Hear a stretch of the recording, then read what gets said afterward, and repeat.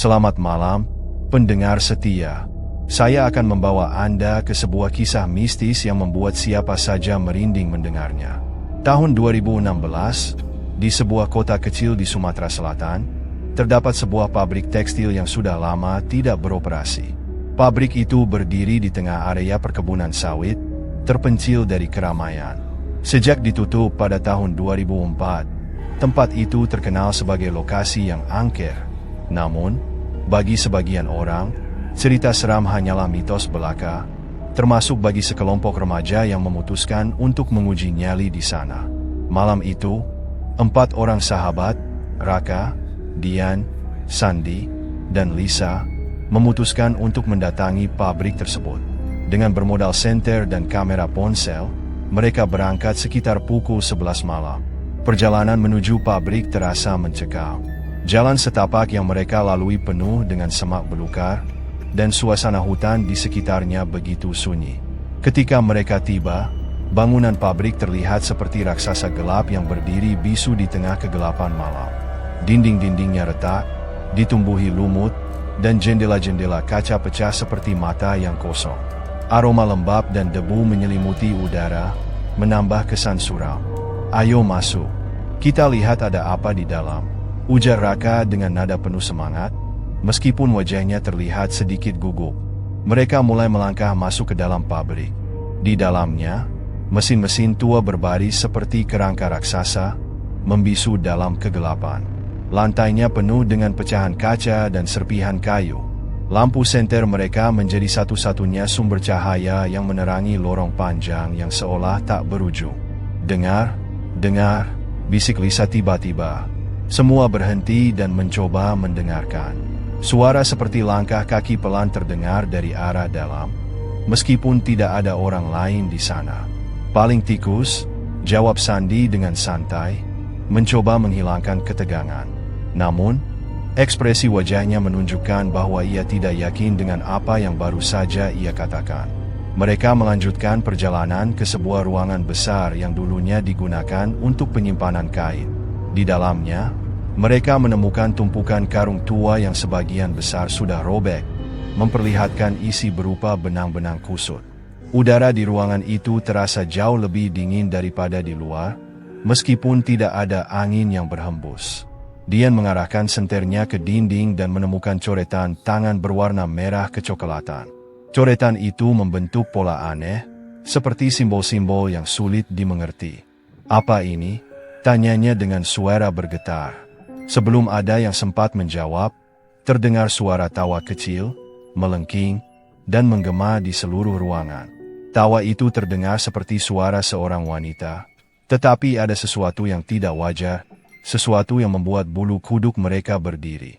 Mereka saling berpandangan dengan wajah pucat. "Kita harus pergi sekarang," bisik Lisa dengan panik. Namun, Raka menolak. Ia merasa semua ini hanyalah efek sugesti. "Kalian takut?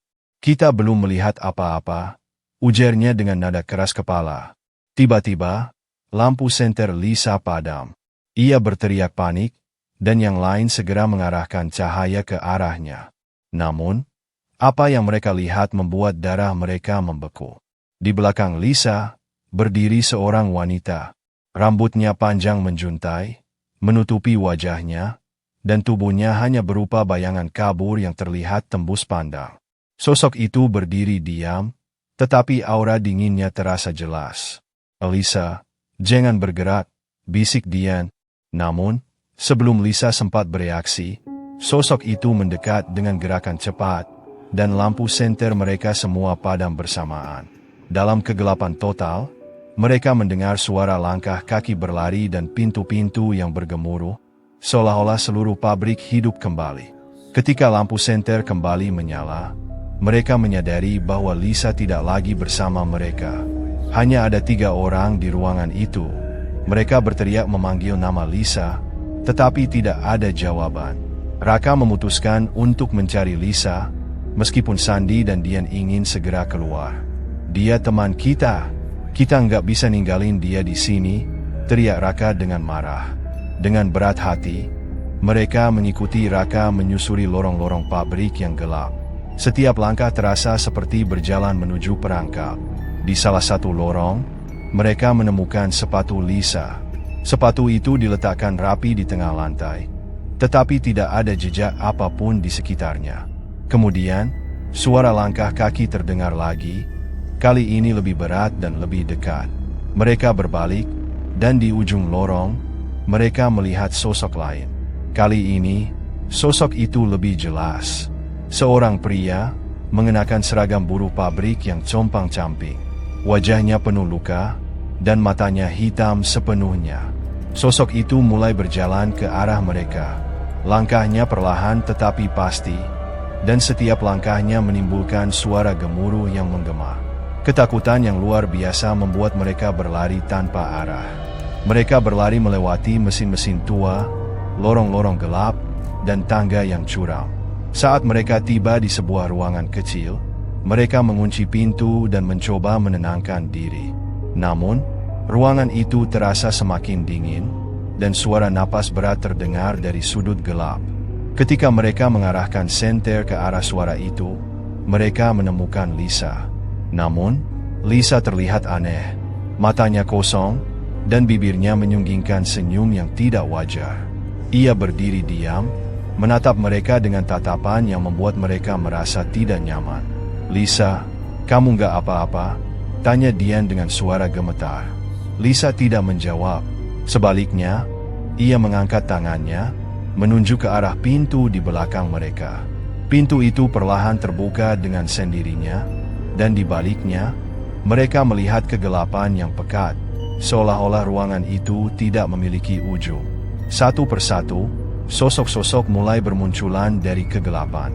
Puluhan, mungkin ratusan, dengan wajah yang tidak jelas tetapi penuh dengan rasa marah dan dendam.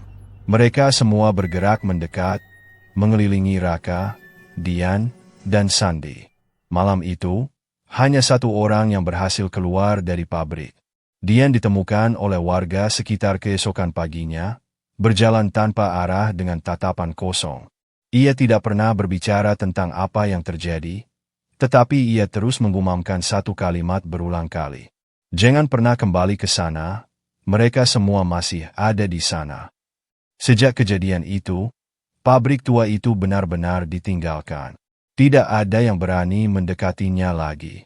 Tetapi, jika Anda berjalan melewati area itu pada malam hari, Anda mungkin mendengar suara langkah kaki, atau tawa samar yang melengking di tengah kegelapan.